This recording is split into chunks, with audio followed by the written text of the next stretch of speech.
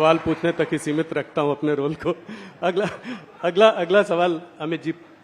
जैसे जैसे चुनाव पास आता जा रहा है, पॉलिटिकल डिस्कोर्स गिरता जा रहा है। हमने पहले भी देखा है, पहले भी चुनाव हुए हैं।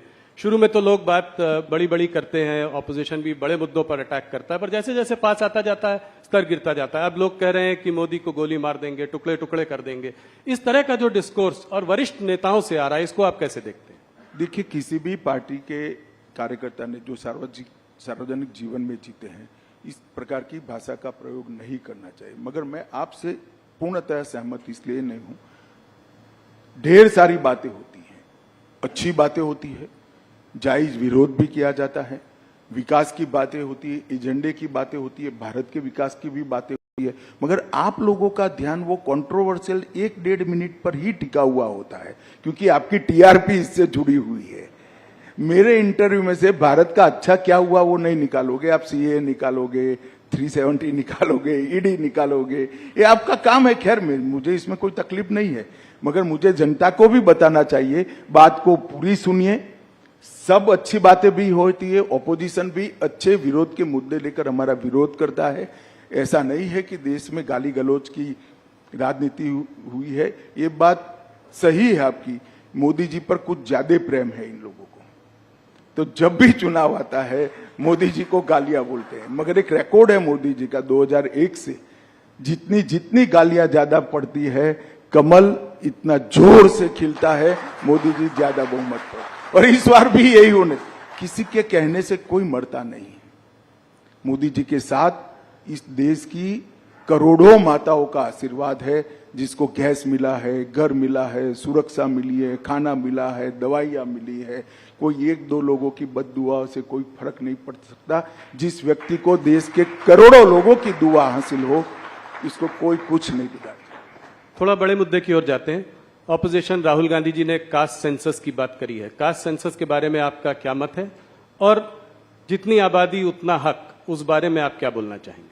देखिए, कमोबेश अभी भी जितनी आबादी उसका उतना हिस्सेदारी। आप देश की संसद का अभी का मानचित्र उठाकर देख लीजिए, यही हुआ है। परंतु राहुल गांधी को कम से कम ये बात करने का अधिकार नहीं है, क्योंकि काका साहेब कालेलकर कमीशन, जिसने सबसे पहले बीसी को रिजर्वेशन की बात करी थी, वो कमीशन कम से कम 30 साल तक कांग्रेस ने ठंडे बस्ते में रखा और कभी उसको ओपन नहीं किया गया, अमल नहीं किया गया। उसके बाद में मंडल कमीशन आया, इसको कांग्रेस थी तब तक उन्होंने ठंडे बस्ते में रखा। और जब मंडल कमीशन को लागू किया गया, राहुल गांधी के पिताजी, शायद उनको मालूम नहीं इनके पिताजी क्या बोले हैं, परंतु देश की संसद में 1 घंटा और 45 मिनट तक ओबीसी को रिजर्वेशन की खिलाफत पानी पी कर 6 बार पानी पिए वो बीच में पानी पी कर राजीव गांधी और कांग्रेस पार्टी ने कहा था ओबीसी को पहली बार संवैधानिक अधिकार देने का काम नरेंद्र मोदी जी ने किया है।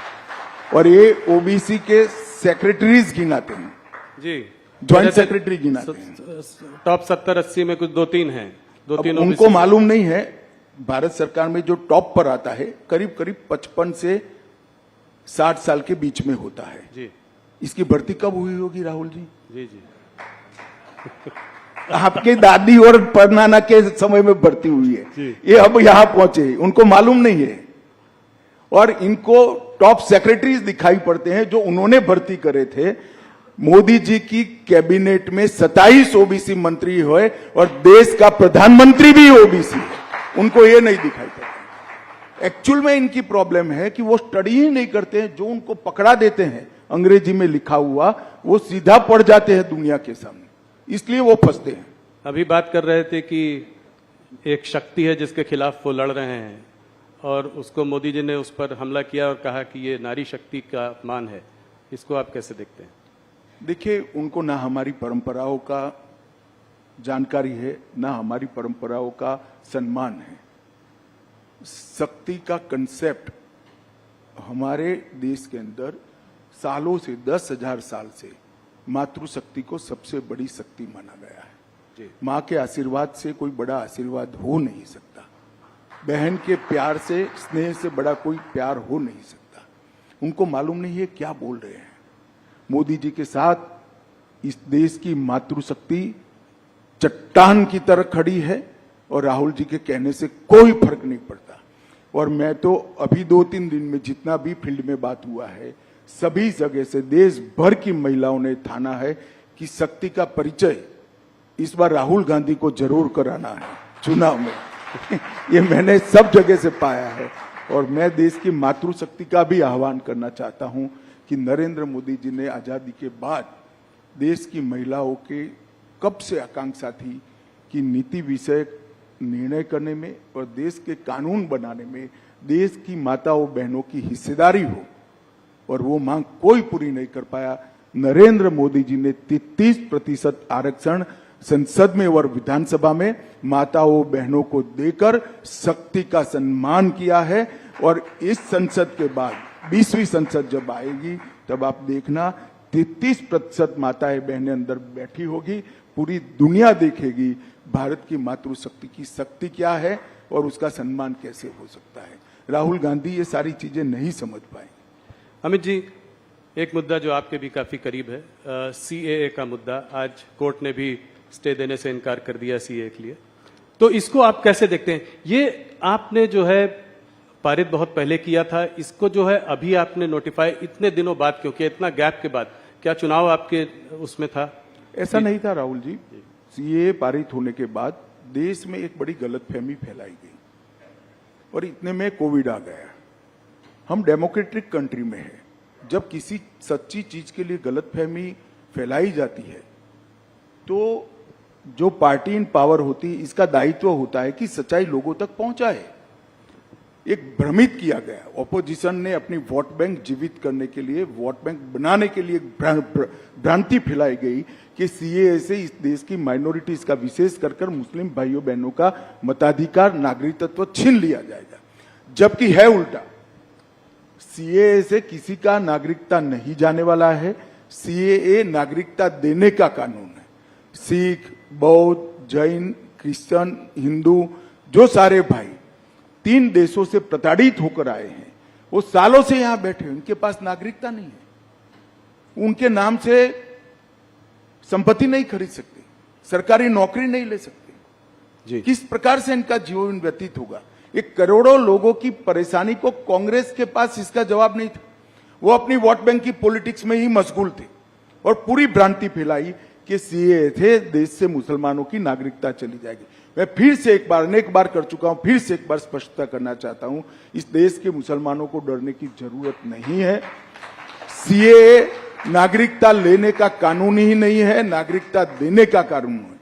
और जहां तक सीएए का सवाल है, एक कांग्रेस के आजादी के वक्त महात्मा गांधी, जवाहरलाल नेहरू, मौलाना आजाद, सरदार पटेल, राजेंद्र बाबू, सबका वादा था कि जो पाकिस्तान, बांग्लादेश और अफगानिस्तान से आएंगे वो सारे शरणार्थियों को हम नागरिकता देंगे। वो वादा कांग्रेस पार्टी ने पूरा नहीं किया, वो वादा हम पूरा कर रहे हैं। वो एक प्रकार से नेहरू लियाकत पैक्ट का इंप्लीमेंटेशन है। मगर राहुल जी का ये सारे ऐतिहासिक डॉक्यूमेंट से लेना देना ही नहीं है। वो चीट पढ़कर बोलने वाले नेता है, चीट में इतनी सारी बातें आती नहीं है।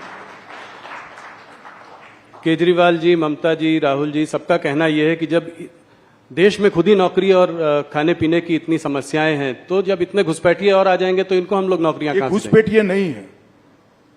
घुसपैठिए और शरणार्थी में फर्क होता है।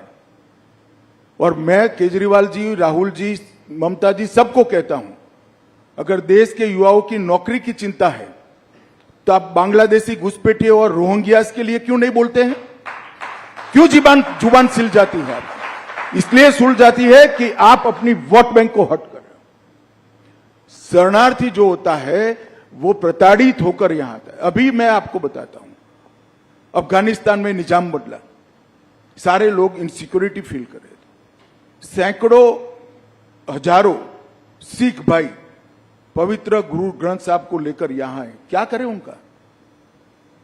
वो घुसपैठिए है क्या? हर सिख भाई बहन का इस देश पर इतना ही अधिकार है जितना मेरा और आपका है। हर हिंदू भाई बहन का इतना ही अधिकार है जितना मेरा और आपका है। इसको घुसपैठिए करार देना ठीक नहीं है। और जहां तक नौकरियों का सवाल है, वो पहले से यहां रह रहे, आज रह ही रहे हैं जी। कहां लोड डालने का सवाल? और केजरीवाल कहते हैं क्या खाएंगे। केजरीवाल जी, आपको अगर प्रॉब्लम है तो 5 किलो अनाज की अर्जी कर दो, आपको भी दे देंगे, हमें कोई आपत्ति नहीं। मोदी जी हर एक को 5 किलो अनाज दे रहे हैं। ये सारे लोग यहीं रह रहे हैं, कहां नई कोई व्यवस्था करनी। इनको अधिकृत नागरिक बनाना है, उनको सम्मान देना है, उनको अपना मानना है, इसको इस भूमि का हिस्सा बनाना है जो उनका अधिकार है, और इस तरह से देश को बांटने की बातें नहीं करनी चाहिए। यूएस स्टेट डिपार्टमेंट और यूएस एम्बेसडर ने भी सीए पे टिप्पणी की है, क्या कुछ कहना चाहेंगे उसके बारे में? मैं मानता हूं कि उनको पूरी तथ्य की जानकारी नहीं होगी। भारत सरकार का विदेश विभाग क्लैरिफिकेशन दे चुका है, इस पर मैं ज्यादा टिप्पणी नहीं करता। परंतु मैं इतना फर्मली कहना चाहता हूं, नागरिकता किसको देनी ये मेरे देश का अधिकार है, और ये अधिकार में कोई दखल नहीं।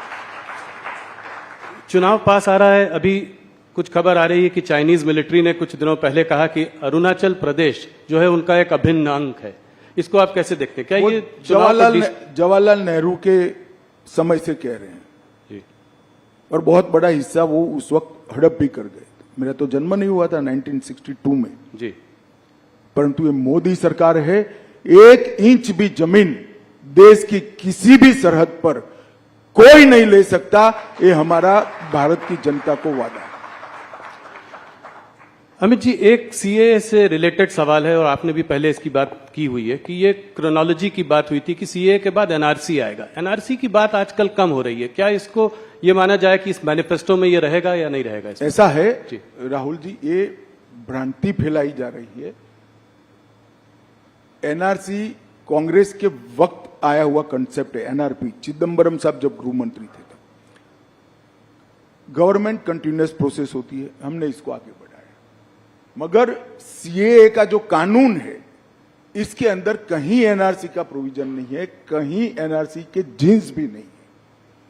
कृपया देश की माइनॉरिटी को डराना बंद करिए, स्पष्टता से बताइए कि सीएए से किसी की नागरिकता नहीं जा सकती, और ये वास्तविकता है। नहीं, पर एनआरसी क्या बीजेपी के मैनिफेस्टो में होगा? अगले टर्म में इसको देखेंगे? अब मैं तो मैनिफेस्टो कमेटी में अभी ड्राफ्ट कोई आया नहीं है, जब पार्लियामेंट्री बोर्ड के सामने आएगा तब देखेंगे।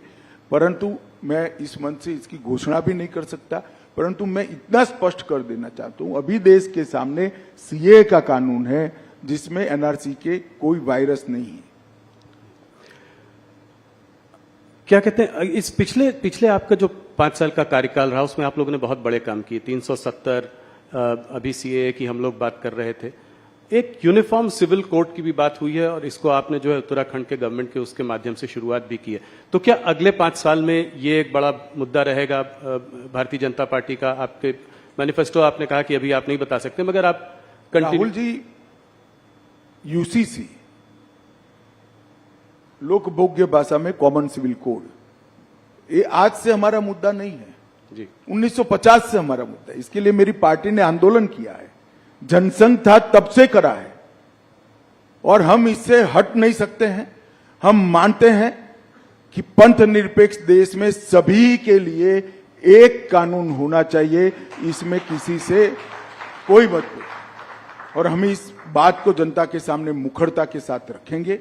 उत्तराखंड सरकार यूसीसी लेकर आई है, और इस यूसीसी पर इसकी अब सोशल, लीगल, जुडिशियल सभी प्रकार की स्क्रूटिनी होगी, और उसके बाद में कोई एक कॉमन मत भी बनेगा।